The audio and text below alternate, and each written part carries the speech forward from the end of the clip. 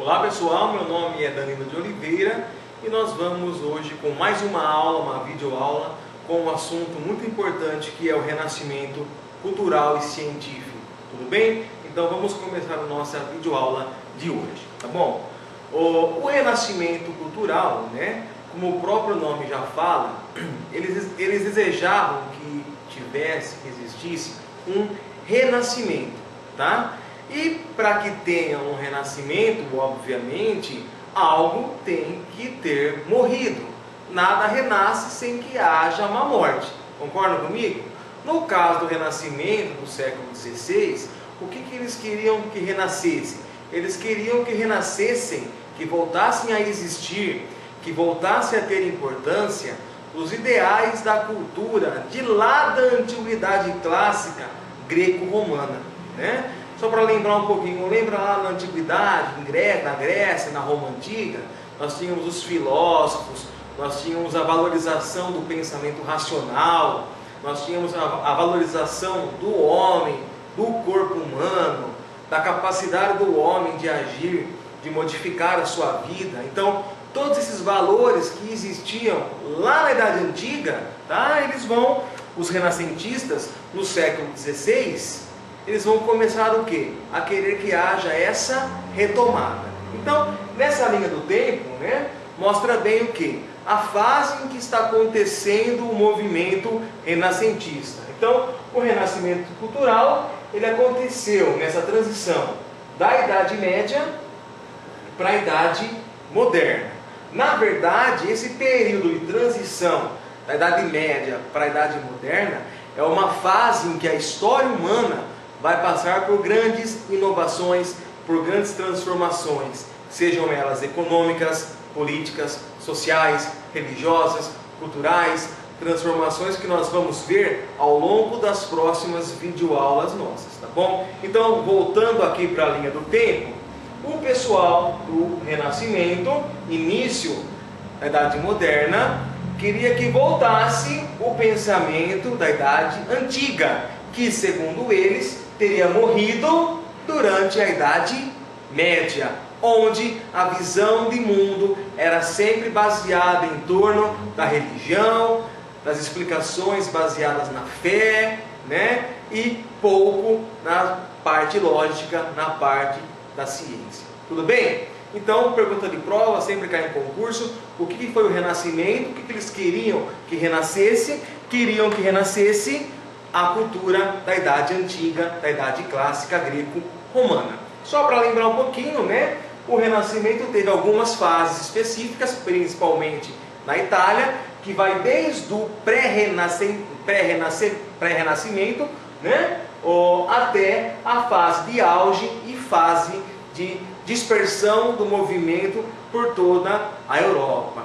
Então, as fases que marcam o Renascimento são, né, a fase do Ottocento, do Trecento, do Quattrocento e do Cinquecento. São fases específicas, né, desde o início até a sua dispersão, que às vezes no concurso pode ser questionado, pode ser perguntado. Apareceu algumas dessas expressões, lembra sempre que eu estou falando do Renascimento. Tudo bem? Mas vamos lá. O berço, qual que foi o berço do Renascimento? Aonde que eu tive a origem do Renascimento? Foi na Península Itálica, onde hoje é a Itália. Vejam no mapa, tá? A Península Itálica, ela fica bem no meio do mar Mediterrâneo. E naquela época, onde o mercantilismo estava começando a emergir e o comércio ganhava força, tá? Essa área da Itália era uma área que todo mundo que ia de um lugar para o outro do mundo, geralmente passava por ela. Então, se eu saísse da Ásia e fosse para a Europa, se eu fosse para a África, né, eu teria que passar por ali, pela Itália. E nesse processo de passar pela Itália, haviam trocas culturais, haviam trocas de conhecimento, né? Foi surgindo novas classes sociais, como a burguesia, que passaram a acumular dinheiro, e com esse dinheiro sobrando, né, tanto os burgueses como os nobres que tinham dinheiro, começaram o quê? Começaram a apoiar o Renascimento. E é aí que vão surgir os mecenas. Quem que foram os mecenas? Sempre essa palavra surge quando eu estudo o Renascimento. Os mecenas eram as pessoas que patrocinavam os artistas, os escultores daquela época, tá bom? Então, eram pessoas endinheiradas, sejam da burguesia ou da nobreza, que financiavam os artistas. 3 cidades importantes da Itália naquela época, né? Focos do Renascimento: cidades de Veneza, de Gênova e de Florença. Tudo bem? Outra coisa importante que aconteceu para impulsionar o Renascimento foi o quê? Em 1453 vai acontecer o quê?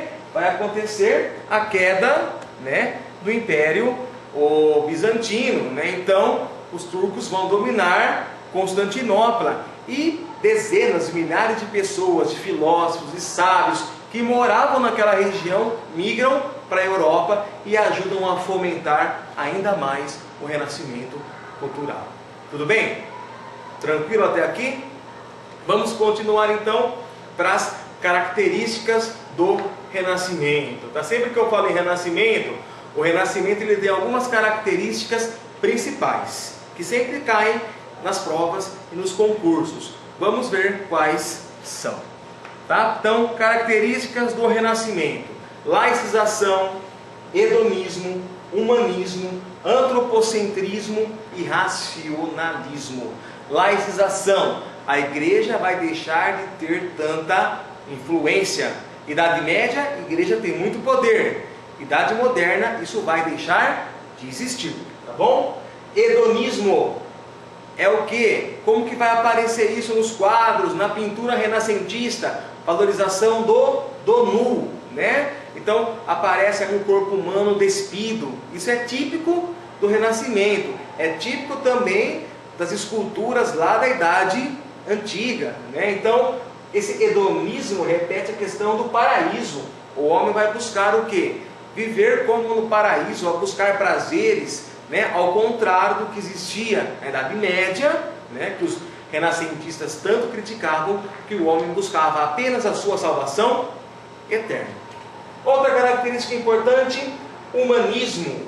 O homem ele é digno, o homem pode mudar o seu destino, o homem não depende só de Deus. Se o homem quer alguma coisa, ele pode, através do seu esforço, ir lá e conquistar. Isso é típico do humanismo, típico do Renascimento.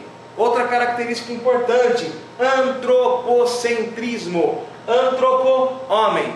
Centrismo, centro. Homem no centro do universo. Idade Média, era o antropocentrismo que existia, pessoal? Não. Idade Média era o teocentrismo. Theos, Deus. Centrismo, centro. Então, os tipos medievais: Deus era o centro. A partir do Renascimento vai ser o homem. E o último item aqui que eu tenho é o racionalismo. Pensar de forma racional, explicar os fenômenos naturais de forma natural. Então, se por exemplo chove, por que chove? Na Idade Média, alguém talvez responderia que Deus falava no céu, tá? No Renascimento cultural, não. Os pensadores vão buscar o que? A ciência, tentar descobrir o que? As causas físicas que fazem o fenômeno da chuva acontecer. Tudo bem? Então, essas são as principais características do Renascimento cultural. Confesso que daqui, as que são mais importantes, que têm mais destaque, são, né, o racionalismo, o antropocentrismo e o humanismo. Tudo isso aqui é uma forma de encarar o mundo bem diferente do que existia na Idade Média, que era tão criticada pelos renascentistas. Tudo bem, pessoal? Então, só para ir finalizando já a nossa videoaula, ela é bem breve, né? Eu vou citar alguns nomes aqui de alguns artistas que se destacam nas artes plásticas, né? Nós temos o Sandro Botticelli, Leonardo da Vinci, Michelangelo, Rafael Ossandio. Esses são assim os principais, né? As tartarugas ninja, digamos assim, do Renascimento nas artes plásticas. Nós tivemos também renascentistas na literatura, né? Como Dante Alighieri, Boccaccio, William Shakespeare, Cervantes, Camões, na parte da escrita, né? Então não pensem que é só na arte, nos quadros, não. Eu tenho renascimento também na literatura. Eu tenho renascimento também na filosofia, Roterdã, Erasmo de Roterdã, Tomás Moros, Maquiavel e assim por diante. Eu tenho renascimento na ciência, Galileu Galilei, Nicolau Copérnico, com aquela teoria, né, revolucionária de que o mundo não é o centro do universo, mas o mundo gira em torno do Sol, a teoria heliocêntrica. Então, o Da Vinci, que fez uma série de descobertas, de invenções naquele período. Então, o Renascimento não fica apenas restrito, né, às artes plásticas. Também tem o Renascimento na filosofia, na literatura, nas ciências e assim por diante. Tudo bem?